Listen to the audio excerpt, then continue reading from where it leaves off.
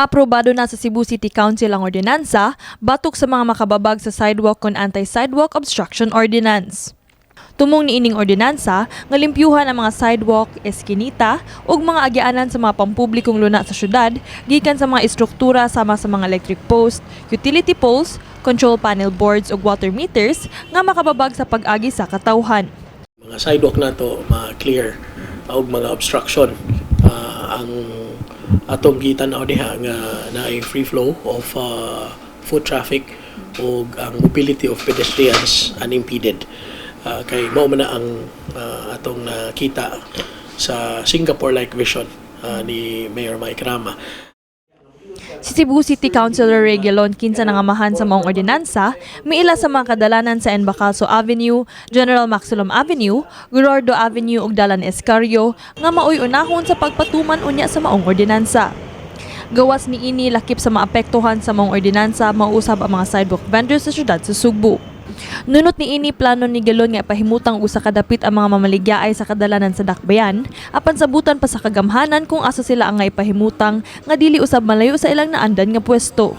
Mas maayo tingali mahanay sila, mabutang sila sa usa ka area ng particular nga sidewalk kay dag-as man ang ato mga stretch sa mga sidewalks dinhi sa ato nga dakbayan para ma-organize sila og maayo tan-awon dili sila kanang magbuwag-buwag, maglagyo o bisan asa lang nimo makitaan sa mga nagkadayang sidewalks din sa syudad.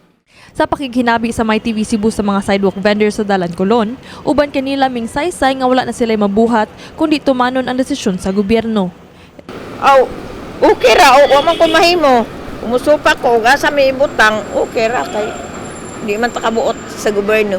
O mao ginailahang plano sa Cebu City, wala mi dili man mi mosupak pero ibalhin lang unta mi og kanang lugar nga makahalinan sa Miba. Dili pod mi langaon ngadto sa lambalhinan. Di mi musugot og ibalhin kami laing lugar.